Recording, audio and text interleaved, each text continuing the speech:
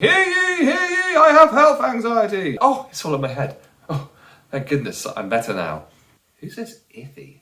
Awesome, that's great. We don't have to do any housework. We hate housework. Hi there, Chris Piercy of Just Coaching here today to talk to you about health anxiety, or hypochondria as it's also known. This video is about this self-help, kind of self-management side of things. If you're worried you have health anxiety, the best thing to do is for your next appointment you make with your GP is to go to them and say, I think I have health anxiety, what's the next best steps? But a lot of what's going to help people in general with health anxiety is the self-management side of things. Just to check we're all on the same page here, let's explain what hypochondria actually is.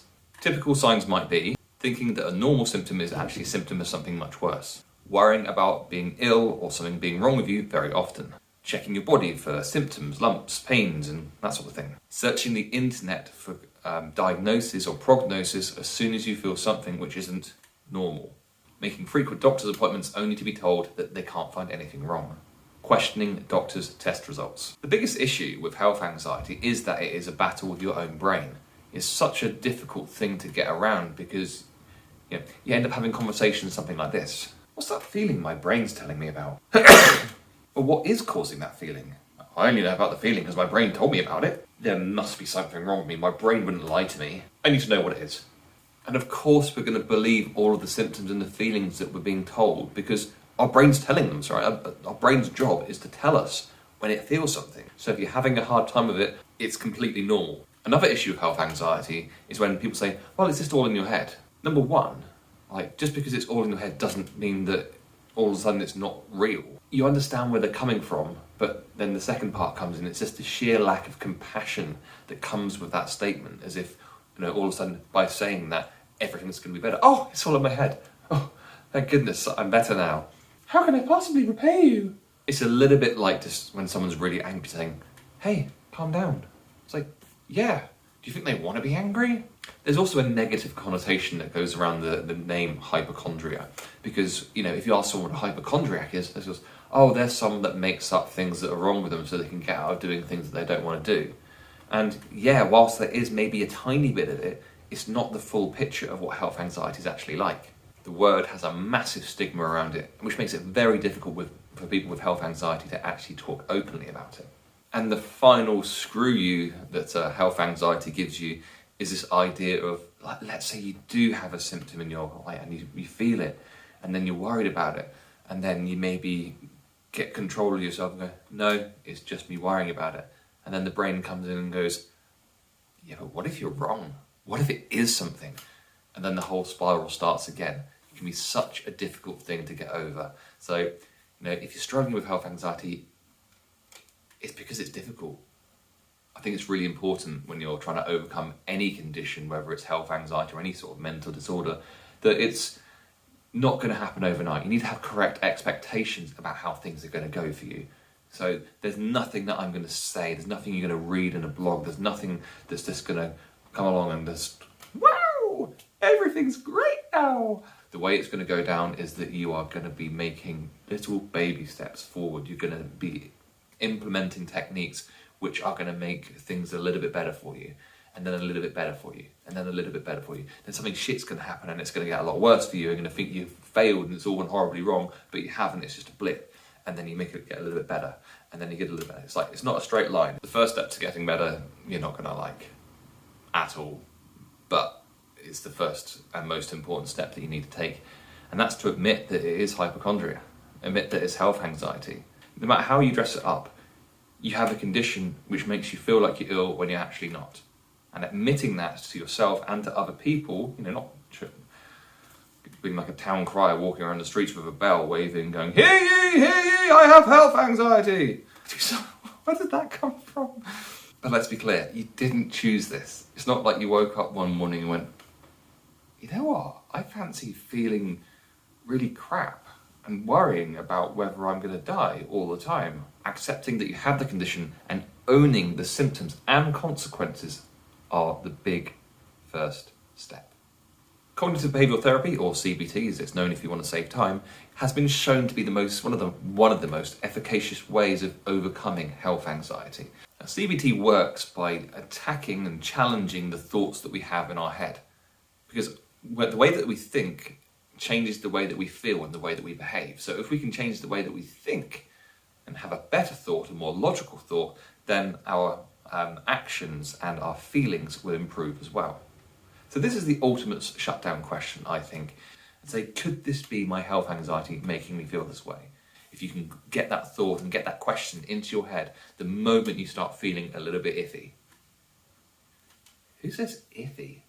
A great way, for many reasons, of overcoming health anxiety is to start diarizing the incidents that you have.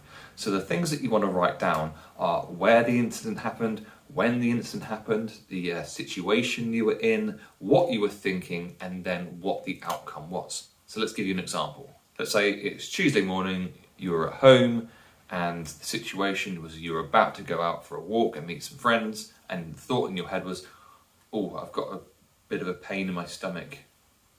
Maybe that could be a bug, because I heard there was a bug going around. And then the outcome was that you decided not to go just in case you were going to have a dodgy tummy. The when, where, and circumstances are designed to help you to find out what your triggers are so that you can then attack those situations kind of more directly. Recognizing that you're experiencing hypochondria or health anxiety is much better than thinking I've got a serious medical condition going on. So these are some of the things that you might ask yourself in a situation that you recognize as a trigger. You can say things to yourself like, this is me feeling anxious about my health, not a serious medical condition. This is hypochondria making me feel this way. This is my brain or my health anxiety playing tricks on me. Recognizing that it is health anxiety as opposed to something serious doesn't make it better all of a sudden, but it certainly helps.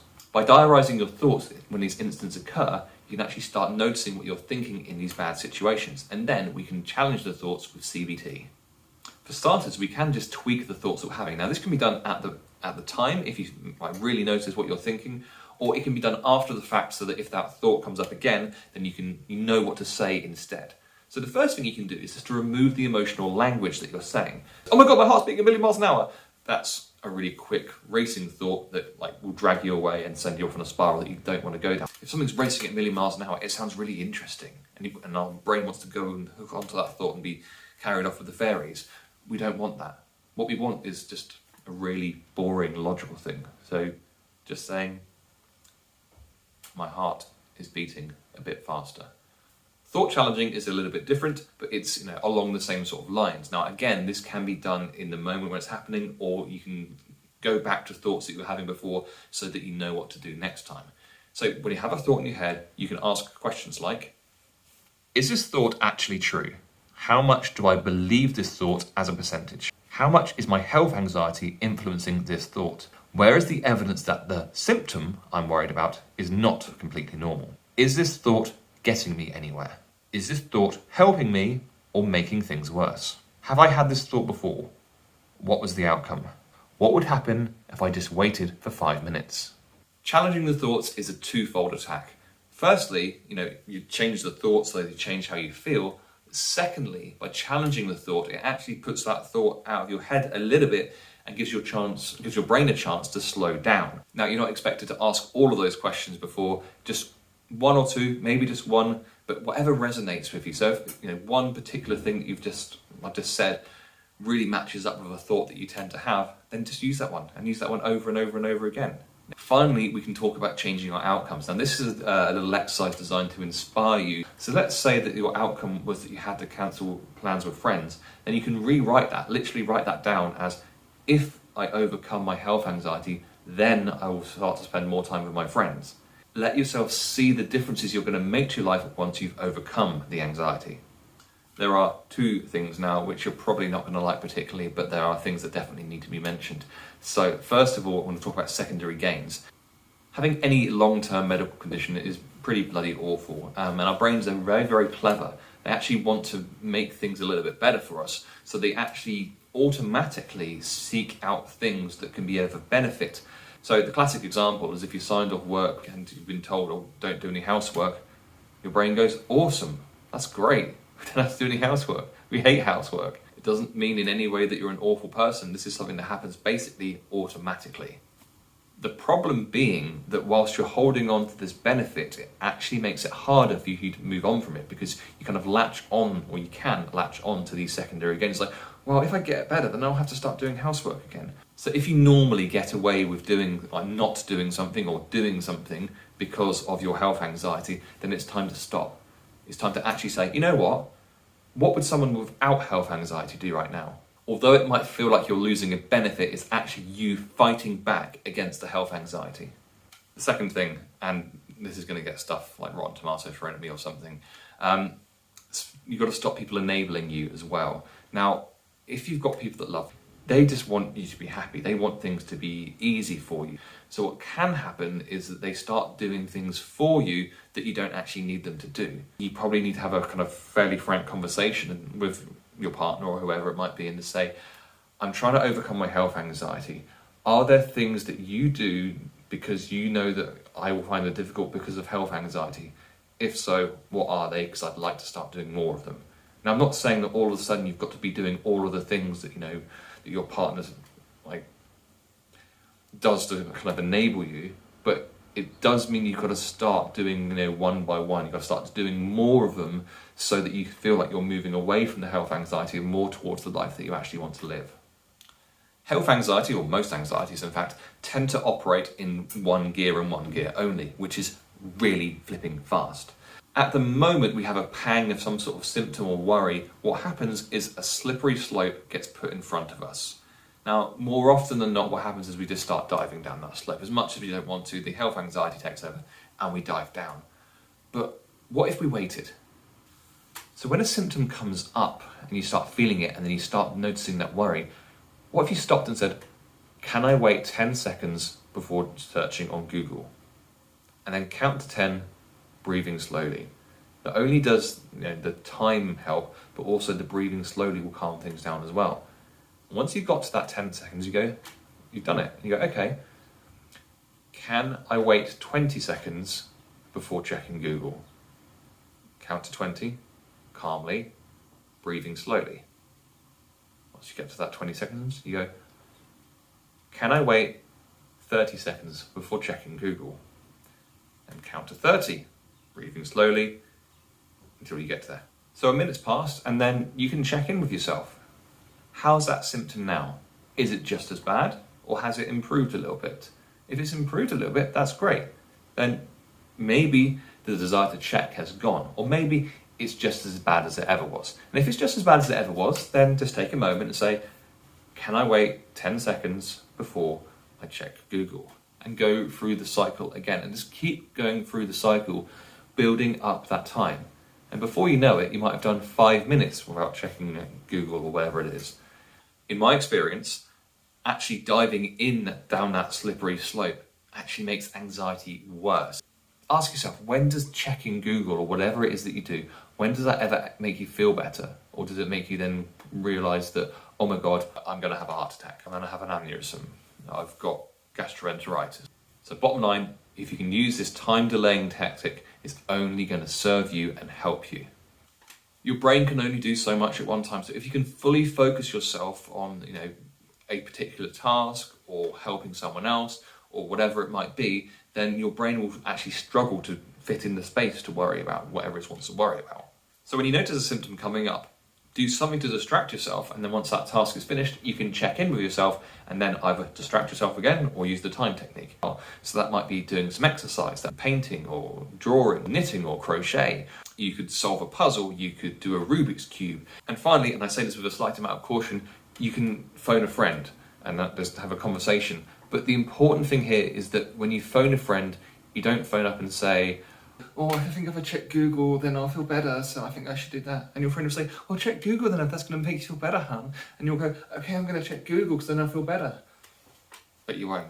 And you know you won't. So don't phone a friend and attack it at that angle, because they're going to enable you because they just want you to feel better. It's not actually going to help. And you know that. You know that.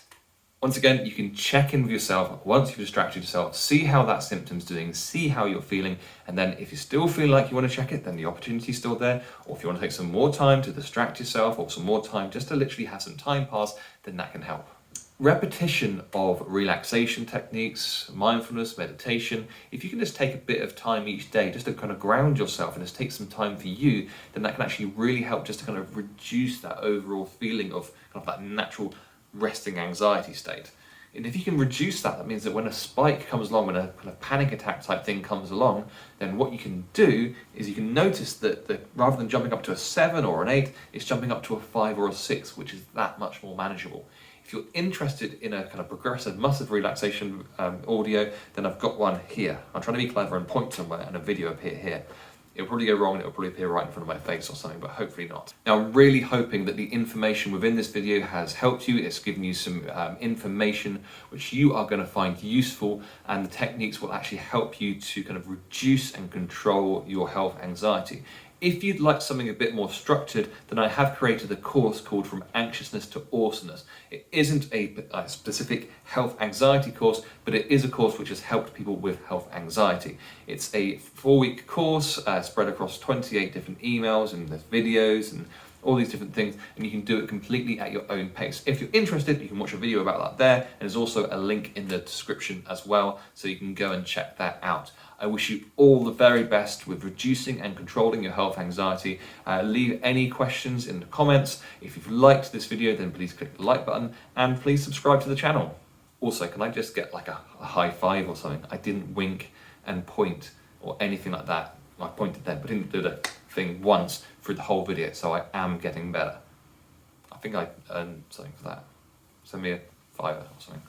And if you've really enjoyed this video and you want to say thank you, then you can buy me a coffee at buymeacoffee.com. There's a link to that as well, where you can just send me some cash for being great.